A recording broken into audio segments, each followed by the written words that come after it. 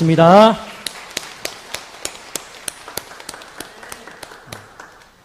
여러분이 찬송을 들으면 가슴이 이렇게 불타고 뜨거워지지 않습니까?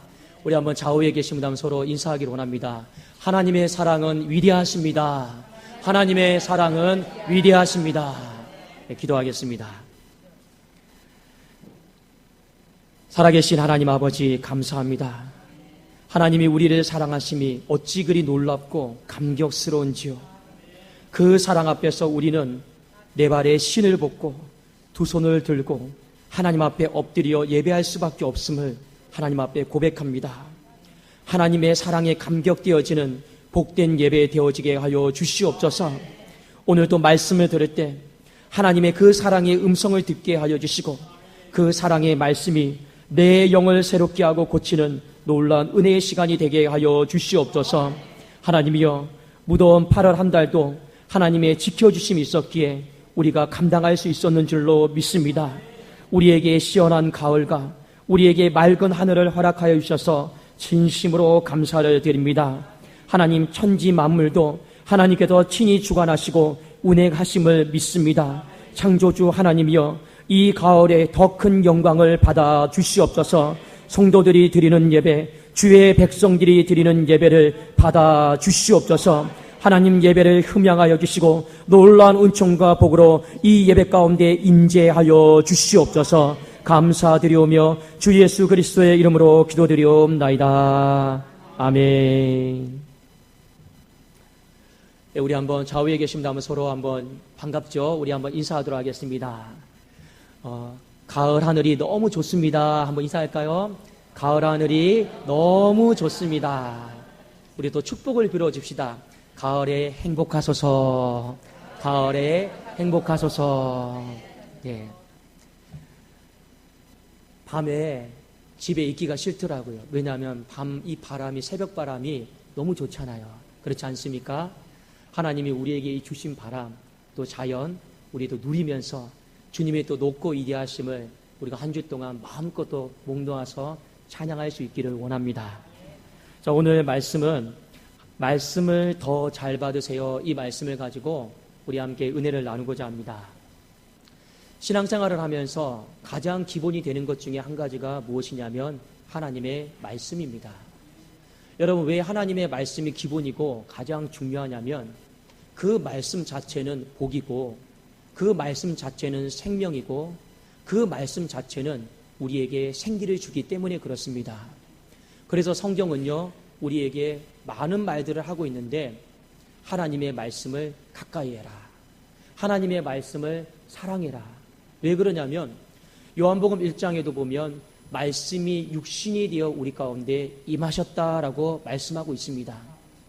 그래서 우리 사랑하는 성도님들, 하나님이 지금 영이시기 때문에 눈에 보이지가 않잖아요. 근데 그 영이신 하나님을 우리는 사랑해야 됩니다. 우리는 더 가까이 해야 됩니다. 근데 그 영이신 하나님을 사랑하고 가까이 할 수 있는 그 방법을 주셨는데 그것이 무엇이냐면 하나님의 말씀을 사랑하고 가까이 하는 것이에요. 그러니까 우리가 하나님의 말씀을 어떻게 대하는 그 태도가 곧 하나님을 대하는 태도와 똑같다라고 하는 것을 우리가 잊어버려서는 안 됩니다. 그리고 하나님은요, 이 말씀을 사랑하고 가까이 하고 귀하게 여기는 사람들에게 반드시 내가 축복해 주겠다. 반드시 내가 복을 주시겠다라고 약속을 하셨습니다. 그 대표적인 말씀이 여호수아 1장 8절에 있는 말씀인데 이 율법책을 내 입에서 떠나지 말게 하고 주야로 그것을 묵상하여 그 가운데 기록된 대로 다 지켜 행하라. 그리하면 내 길이 평탄하게 될 것이며 내가 형통하리라.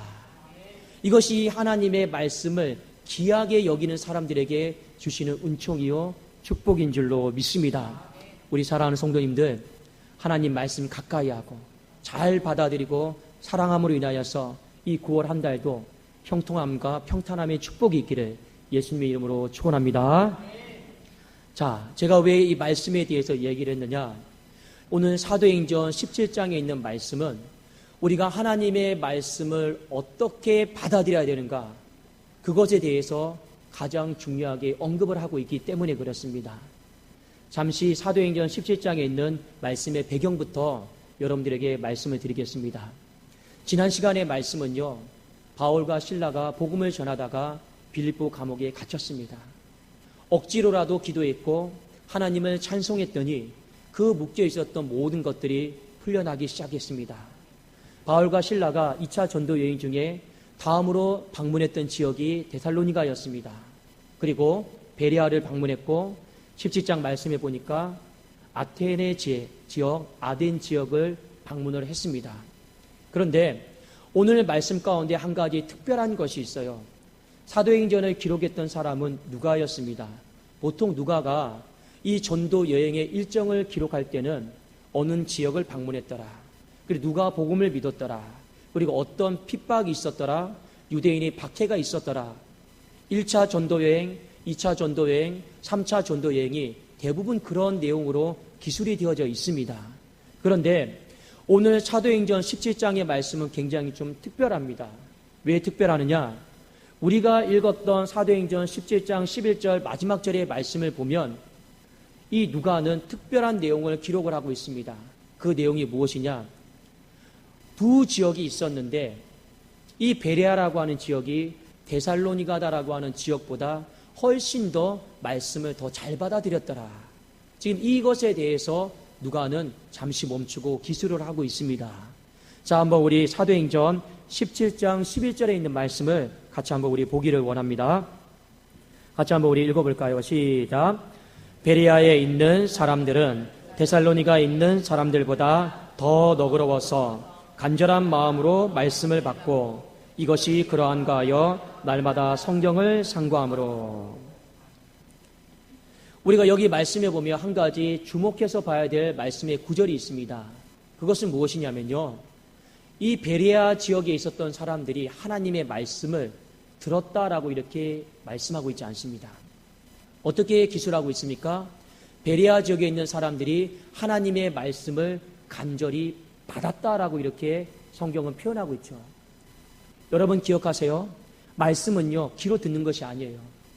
말씀은요, 귀로 듣고 이해하는 것이 아닙니다.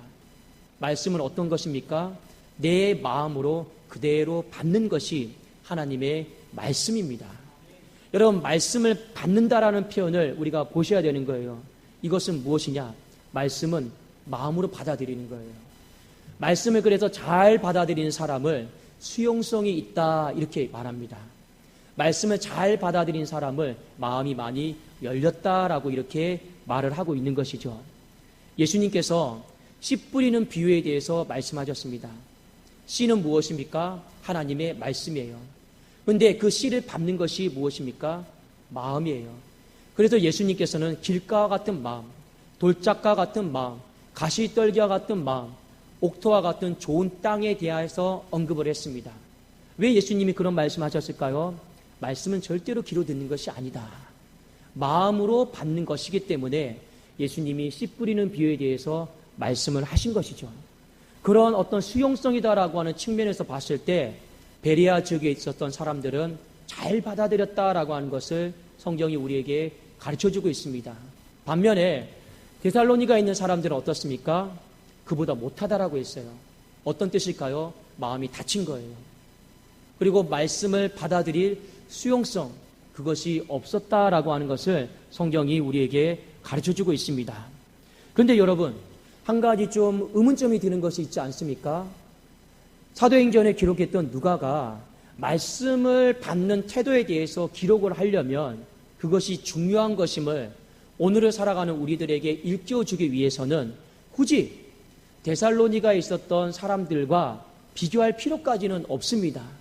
그냥 베레아 지역에 있었던 사람들이 바울과 실라가 복음을 전했는데 정말 그 사람들은 간절한 마음으로, 너그러운 마음으로, 신사적인 마음으로 말씀을 그냥 잘 받아들였습니다. 이렇게만 말을 해도 우리는 충분히 하나님의 말씀을 우리가 잘 받아들여야겠구나라고 하는 것을 알 수 있어요. 근데 굳이 데살로니가 사람들과 비교해 가면서 오늘 누가는 이 말씀을 적었습니다. 여러분, 우리가 인생을 살아가면서 누군가와 비교당하는 것은요, 썩 좋은 일은 아닙니다. 그러나 비교 우위에 있는 사람은요, 기분이 나쁘지 않아요. 그러나 비교당하는 사람은요, 마음이 열등감에 사로잡힐 때도 있고 불편한 마음이 생길 수밖에 없습니다. 사도행전에 기록했던 누가가 이렇게 말씀을 비교해서 기록을 하면 데살로니가에 있었던 사람들이 마음이 불편할 거다라고 하는 생각을 하지를 못했을까요? 근데 중요한 것이 있습니다. 오늘 베레아 지역에 있었던 사람들에게 한 가지 우리가 본받을 점은 무엇이냐? 그래도 이 사람들은 말씀을 귀로 듣지 않았다라는 거예요. 이 사람들은요, 마음을 열고 말씀을 받아들였다라고 하는 것을 우리에게 먼저 보여주고 있습니다. 그런데 한 가지 더 신기한 것이 있어요. 훗날에 보면, 성경에 보면 이렇게 사도행전 17장에서 칭찬을 받았던 베레아 지역에 있는 사람들은 더 이상 성경에 나오지를 않습니다. 이 사람들이 이후에 신앙생활을 어떻게 했는지 이제 언급이 없어요. 그런데 아이러니하게도 나중에 훗날에 누가 나오느냐? 데살로니가 지역에 있었던 사람들에 대해서 신앙의 모습과 태도와 어떤 각종 모습들이 성경에 언급이 되어지고 있다라고 하는 것이죠. 그것이 어디에 나와 있냐면 데살로니가 전서와 후서에 이렇게 기록이 되어 있습니다. 근데 여러분 한번 시간이 되시면 집에 가셔서 데살로니가 전서와 후서를 꼭 한번 읽어보십시오. 근데 그 내용이 어떻게 기록이 되어 있느냐? 하나님의 말씀을 데살로니가 교회가 어떻게 받았는지 그 말씀을 받는 태도 위주로 데살로니가 전서와 후서가 기록이 되어 있습니다. 그러니까 처음에는 데살로니가가 말씀을 받아들이는 태도에 있어서 빵점이었어요. 베레아 지역에 있는 사람들보다 훨씬 더 못했어요.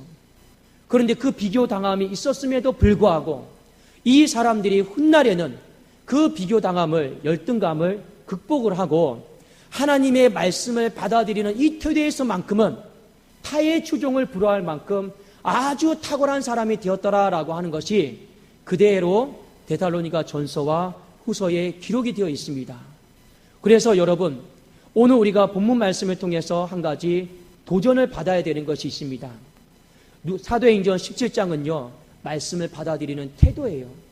베레아 지역 사람들은요, 말씀을 마음으로 받아들인 건 이것에 대해서 우리가 배워야 되고, 동시에 훗날에 이 데살로니가 사람들이 말씀을 어떻게 받아들였는가, 이것도 우리가 배워야 된다, 도전받아야 된다라고 하는 것에 대해서 성경이 우리에게 가르쳐주고 있는 장입니다. 한번 우리 데살로니가 전서 1장을 한번 우리 같이 펴보기를 원합니다.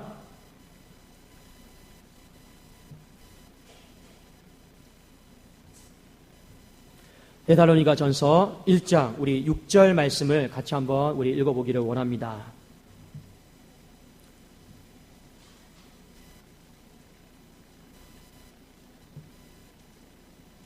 자, 우리 함께 읽어볼까요? 시작. 또 너희는 많은 환난 가운데서 성령의 기쁨으로 말씀을 받아 우리와 주를 본받은 자가 되었으니. 바울이 특별한 표현을 쓰고 있죠. 말씀을 받았는데 이 데살로니가 교회는 어떻게 받았습니까? 성령의 기쁨으로 말씀을 받았더라라고 쓰고 있습니다. 여러분, 헬라어에 보면 간절한 마음으로 말씀을 받았다. 이 간절함이다라고 하는 것이 기쁨이다라고 하는 뜻입니다. 그러니까 베레아 사람들이 간절함으로 말씀을 받았다라고 하는 건요, 기쁨으로 말씀을 받았다라는 거예요. 그리고 데살로니가 사람들이 성령의 기쁨으로 말씀을 받았다라고 하는 것은요, 성령의 간절함으로 말씀을 받았다라고 하는 말과 일맥상통한 똑같은 말입니다. 자, 여러분, 말씀을 간절함으로 받는 것과 성령의 간절함으로 받는 것이 어떤 차이가 있을까요? 여러분, 이렇게 생각하시면 쉽게 이해가 될 것 같습니다. 성경은 누가 적었습니까? 삼위 하나님이신 성령 하나님께서 성경을 기록하셨어요. 자, 성경의 원저자는 하나님이십니다. 근데 하나님께서 이 성경을 한 구절 한 구절 기록을 하실 때 어떤 마음으로 기록을 하셨을까요? 죄인된 인간이, 하나님의 사랑을 모르는 사람들이 그 하나님의 사랑에 대해서 눈이 떠지기를 원하고 하나님의 그 구원과 구속과 계획과 경륜과 섭리들을 알고 깨닫기를 원하는 마음으로 하나님이 그 말씀 한 절 한 절을 적었다라는 것입니다. 그러니까 하나님이 이 말씀 한 구절 한 구절을 적을 때 받는 대상이 있잖아요. 그 받는 대상이 제발 이 말씀을 잘 받아들였으면 좋겠다. 잘 깨달았으면 좋겠다. 잘 깨우쳤으면 좋겠다. 이것이 성경을 기록했던 원저자였던 성령 하나님의 마음인 것입니다. 그러니까 성령의 기쁨으로, 성령의 간절함으로 말씀을 데살로니가 교회가 받았어요. 그것은 어떤 의미냐면 내 입장에서 말씀을 받은 게 아니에요. 하나님의 입장에서 하나님의 간절함을 가지고 하나님이 정말로 이 말씀을 통해서 하나님의 사랑이 얼마나 위대한지, 하나님의 구속과 계획과 경륜이 얼마나 큰지를 하나님의 입장에서 깨닫고 받으려고 했다라고 하는 것입니다. 그러니까 베레아 사람들이 말씀을 받았다, 이것과 데살로니가에 있는 사람들이 말씀을 받은 거는요 달라요. 왜 다른지 아십니까? 베레아에 있는 사람들은요 간절함은 있었어요. 기쁨은 있었어요. 그러나 그들의 간절한 기쁨은요 인간의 간절함과 기쁨이었습니다. 여러분, 어떻게 우리가 표현을 할 수 있냐면, 여러분 강대상에 설교자가 있습니다. 그렇죠? 근데 여러분 가끔씩 이런 경우가 있지 않습니까? 어떤 설교자, 내 마음에 드는 설교자가 있으면 이미 설교를 시작하기 전부터 기대감이 있습니까? 없습니까? 있죠. 근데 앞에 서 있는 사람이 내가 별로 좋아하는 사람이 아니에요. 그러면 그 사람이 아무리 좋은 말씀을 전한다 할지라도 이미 시작도 하기 전에 우리는 기대감이 없어요. 기쁨이 없어요. 이게 무엇이냐? 인간의 간절함입니다. 인간의 기쁨입니다. 이것은요, 설교자와 설교를 듣는 청중이 서로 좋은 관계 속에 있으면요, 큰 문제가 되지 않아요. 그러나 우리가 인생을 살다 보면 우리가 항상 365일 평생을 내 마음에 드는 설교자를 만날 수 있겠습니까? 못 만나요. 베레아 지역에 있는 사람들은 인간의 간절함으로 말씀을 받았어요. 그런데 데살로니가에 있는 사람들은 어떻겠습니까? 그것과 상관없이 성령의 간절함으로, 하나님의 간절함으로 말씀을 받은 거예요. 그러니까 그 말씀 가운데 여러분 얼마나 말씀이 잘 들어오겠습니까? 그렇지 않겠습니까? 이것이 바로 데살로니가 교회가 말씀을 이렇게 받은 것에 대해서 바울로 하여금 칭찬받은 모습입니다. 사랑하는 여러분, 우리 안에 말씀에 대해서 열릴 수 있기를 주의 이름으로 축원합니다. 근데 더 중요한 거는 이 말씀을요, 하나님의 마음으로, 하나님의 감정으로, 하나님의 간절함으로 우리가 점점 더 받아들일 수 있기를 주님의 이름으로 축복합니다. 이게 중요한 거예요. 이게 안 되면요, 우리의 신앙은요, 어느 정도까지는 잘할 수는 있지만요, 더 깊이 뿌리 내리지를 못하기 때문에 그렇습니다. 두 번째 보면 이 데살로니가에 있는 사람들은 어떻게 말씀을 받아들였냐. 자, 데살로니가전서 2장 13절을 같이 한번 우리 보기를 원합니다. 2장 13절 우리 같이 읽을까요? 시작. 이러므로 우리가 하나님께 끊임없이 감사함은 너희가 우리에게 들은 바 하나님의 말씀을 받을 때, 여기까지 보세요. 바울이 계속 하나님의 말씀을 받는 태도에 대해서 사도행전 17장에 너희들이 이전에는 이렇게밖에 못 받았지만 지금은 이렇게 받는다라고 하는 것을요, 계속 강조를 하고 있습니다. 자, 어떻게 받았습니까? 시작. 사람의 말로 받지 아니하고 하나님의 말씀으로 받음이니 진실로 그러하도다. 이 말씀이 또한 너희 믿는 자 가운데서 역사하느니라. 데살로니가 교회는요, 이 바울이 복음을 전했을 때 사람의 말로 받지 않았습니다. 하나님의 말씀으로 받았습니다. 반면에 사도행전 17장 11절에 보면 베레아 사람들은요, 바울이 전한 복음을요, 사람의 말로 받았어요. 물론 그들의 마음속에 열린 마음으로 하나님의 말씀을 받은 건 맞습니다. 그런데 이 사람들의 마음에는 뭐가 부족했느냐? 바울이 전한 그 복음을 듣고 성경 말씀에 뭐라고 기록되어 있습니까? 뭐라고 기록되어 있습니까? 이 말씀이 그러한가 하여 성경을 상고했다고 나와 있습니다. 이게 무슨 말이냐면요, 바울이 전한 복음을 들었어요. 무엇을 전했습니까? 그 구약에서 말한 예수 그리스도, 구약에서 말한 그 메시아가 바로 얼마 전에 십자가를 지고 부활하신 예수 그리스도입니다. 우리가 십자가에 못 박은 그 예수가 바로 구약에서 예언했던 그 주님이십니다. 복음을 전했잖아요. 그분이 진짜 왕이십니다. 복음을 전했잖아요. 그런데 이 베레아 사람들은 그 말씀을 받았어요. 받았는데 뭐라고 나와 있습니까? 이 말씀이 그러한가 해서 따로 성경을 연구를 했다라는 겁니다. 내가 연구해서 살펴보아서 주의 깊게 보아서 맞으면 확신이 든 거예요. 이것이 베레아 사람의 한계였습니다. 그러나 데살로니가 사람들은 어떻게 했습니까? 하나님의 말씀, 바울이 전한 그 복음을 받을 때 이건 사람의 말이 아니다. 이건 철저하게 하나님의 말씀이다라고 그냥 받아들인 거예요. 그러니까 이 사람들은요, 따로 성경을 굳이 확인하면서 연구할 필요가 없었다라고 하는 것입니다. 왜 그러느냐? 여러분, 믿음이다라고 하는 것이 무엇입니까? 믿음은요, 그냥 믿는 거예요. 근데 우리 안에 믿음이 없으면 자꾸만 우리의 태도가 어떻게 바뀝니까? 확인해 보려고 하고, 의심하려고 하고, 도다리도 두들겨서 우리는 지나가려고 하고, 자꾸 왜 우리에게 확인하는 절차와 과정이 우리에게 있어집니까? 믿지 못하니까 그런 거 아닙니까? 왜 베레아 지역에 있는 사람들이 말씀이 이러한가 해서 날마다 성경을 연구를 해야만 합니까? 그래도 수용성 있게 받아들이긴 했지만 그들의 마음속에 하나님의 말씀이다라고 하는 전적인 확신이 없었기 때문에 그렇습니다. 그러나 데살로니가 사람들은 바울이 봤을 때 훗날에 이 사람들은 사람의 말로 받지 아니하고 하나님의 말씀으로 확신 있게 받았더라라고 하는 것을 우리에게 가르쳐주고 있습니다.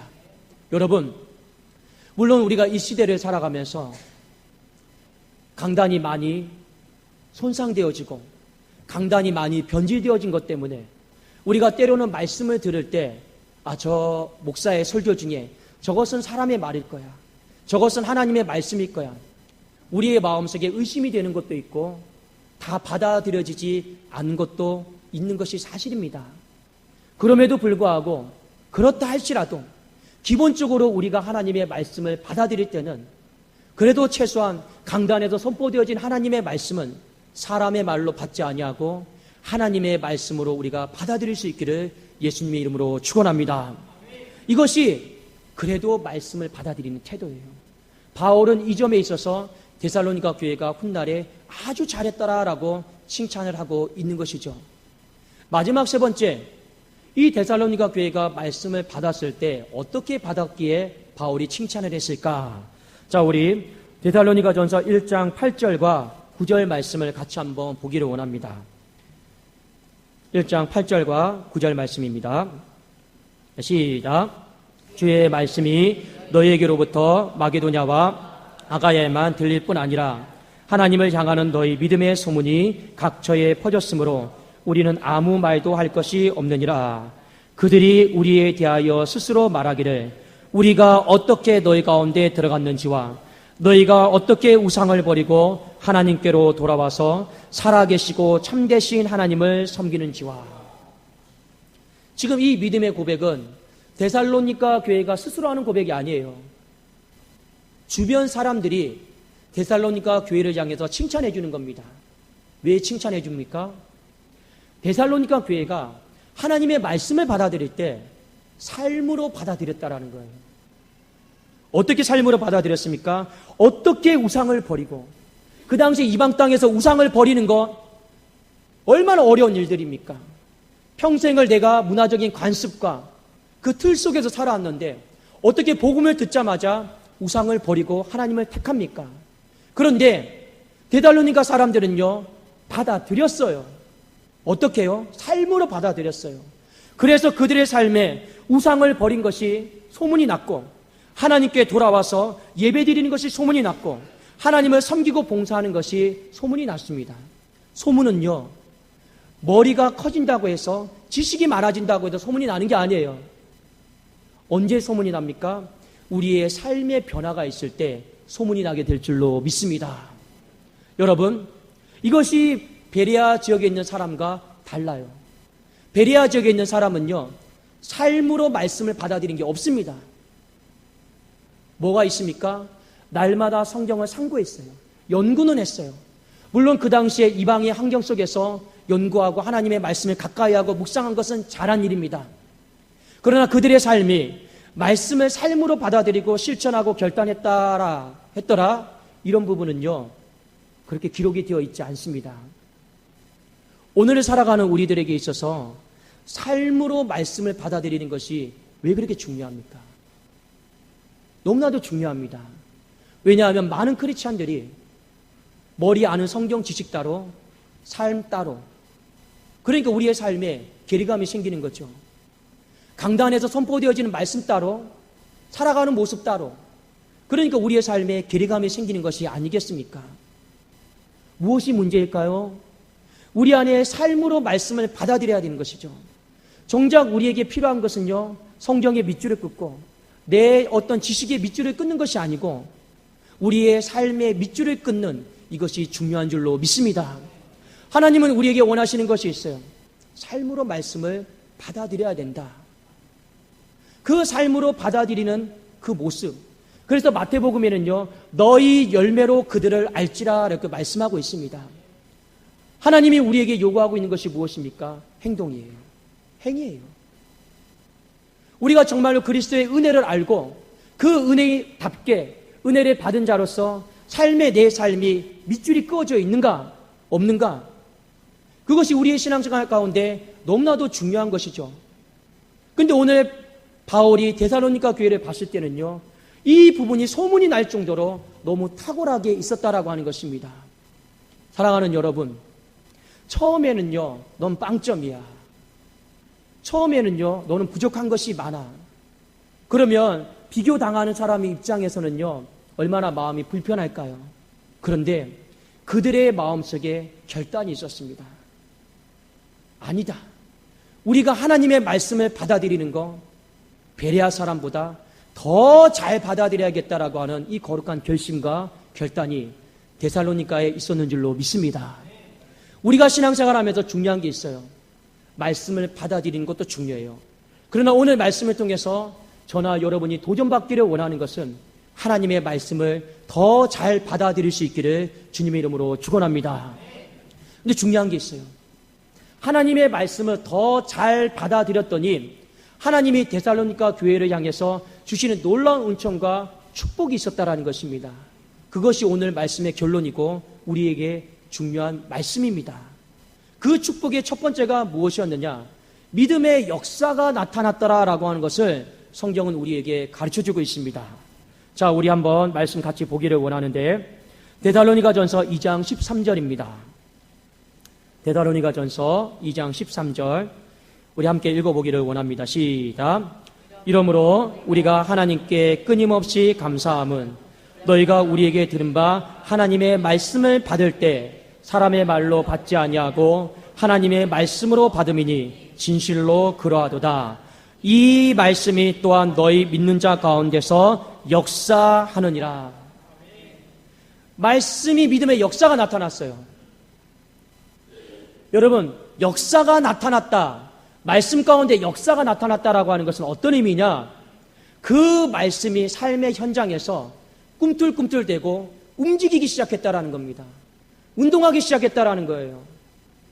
여러분, 히브리서 4장에 보면 하나님 말씀에 대해 증거하는 장이 있습니다. 하나님의 말씀은 살아있고 운동력이 있어 좌우의 날선 어떤 것보다도 예리하여 혼과 영과 관절과 골수를 찔러 쪼갠다 하였습니다. 하나님의 말씀은요 정적인 것이 아니에요. 동적인 것이고 움직이는 거예요. 하나님의 말씀은요 생육하고 번성하여 땅에 충만한 거예요.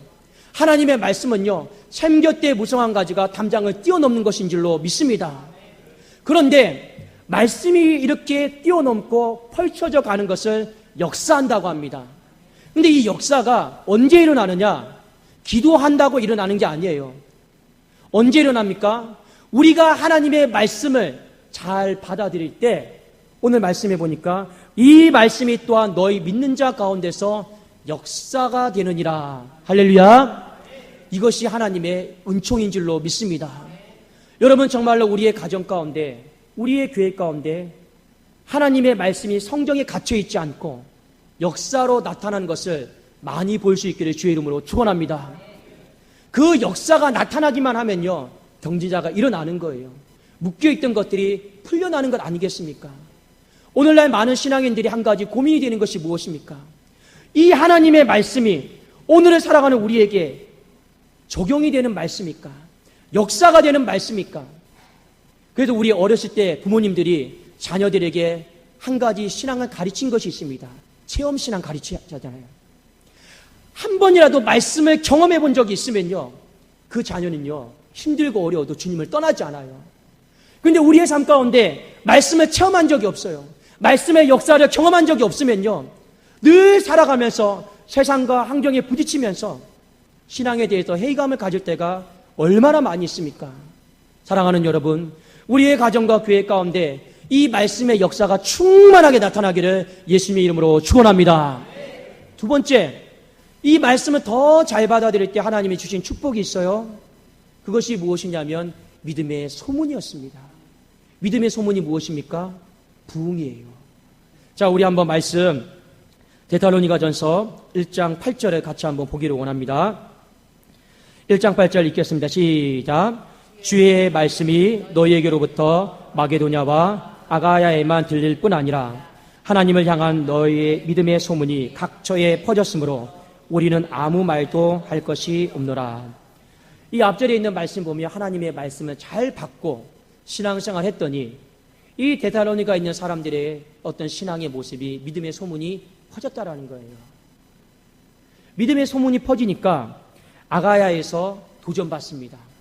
마게도냐에서 나도 예수를 믿어봐야겠다, 복음을 받아들여야겠다라고 하는 그 도전이 생기셨습니다. 여러분, 교회가 부흥이 되는 방법이 있어요. 그것은 무엇인지 아십니까? 우리가 정말로 우리 독산동 교회 안에 믿음의 소문이 퍼지기만 하잖아요, 교회는 자연스럽게 부흥이 될 줄로 믿습니다. 부흥은 절대 프로그램에 되는 게 아니에요. 절대 물질로 되는 게 아니에요. 부흥의 출발점이 무엇인지 아십니까? 믿음의 소문만 나면 돼요. 그런데 이 믿음의 소문이요, 어떻게 이루어지는 것입니까? 우리가 하나님의 말씀을 더 잘 받아들이려고 하는 이 간절함, 수용성, 데살로니가 교인들과 같은 그 마음이 있을 때 믿음의 소문은 자연스럽게 퍼지게 될 것이고, 그 소문을 따라서 하나님은 부흥이다라고 하는 축복을 허락하여 주실 줄로 믿습니다. 여러분, 정말로 우리 교회가, 그리고 여러분에게 속한 가정이 부흥이 되기를 원하십니까? 여러분, 부흥이 되기를 원하는 같은 마음을 가질 수 있기를 원합니다.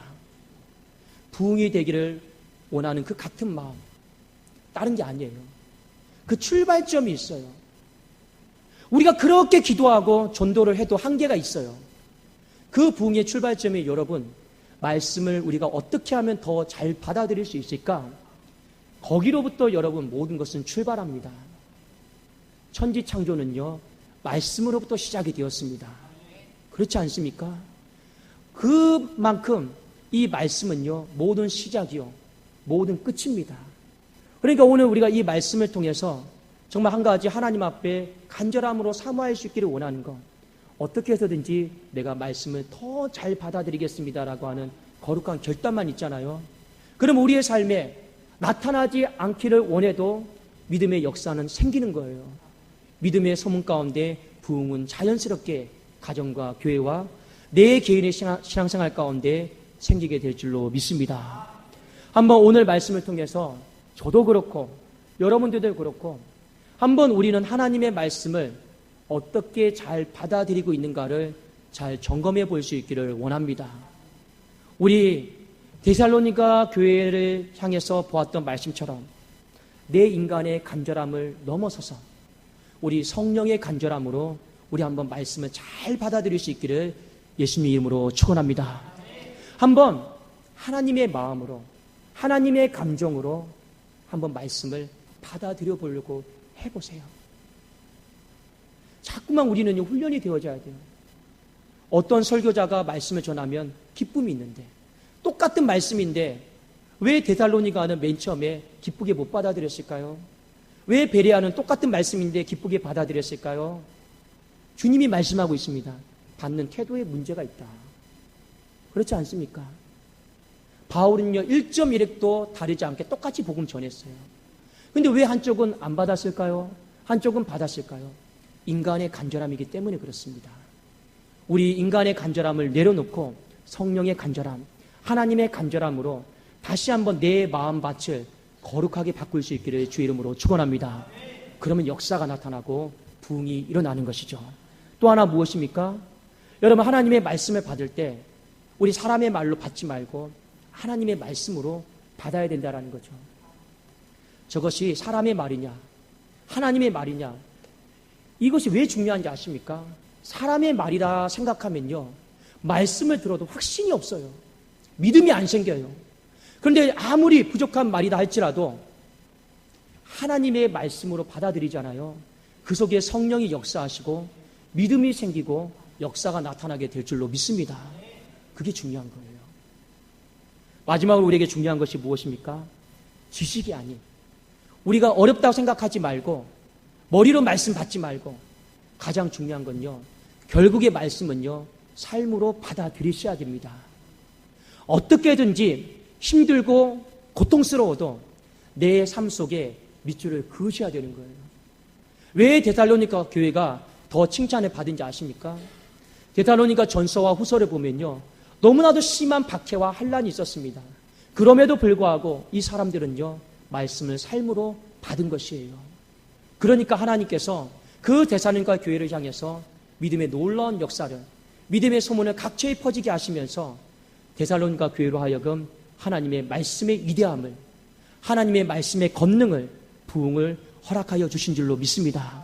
저는 우리 교회가, 그리고 우리의 가정이, 우리 개인의 신앙이 그렇게 하나님의 말씀을 잘 받아들여서 이 시대에 하나님의 말씀이 죽은 말씀이 아니요, 성경이 분명히 말씀하고 있지 않습니까?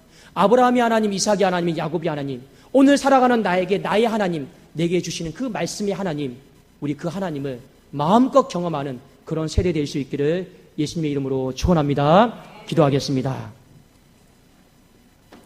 살아계신 하나님 아버지, 감사합니다.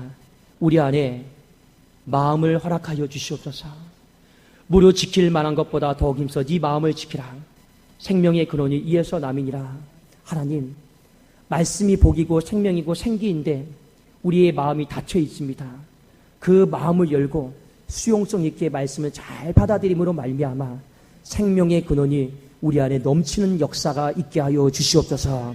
예수 그리스도 이름으로 기도드리옵나이다. 아멘.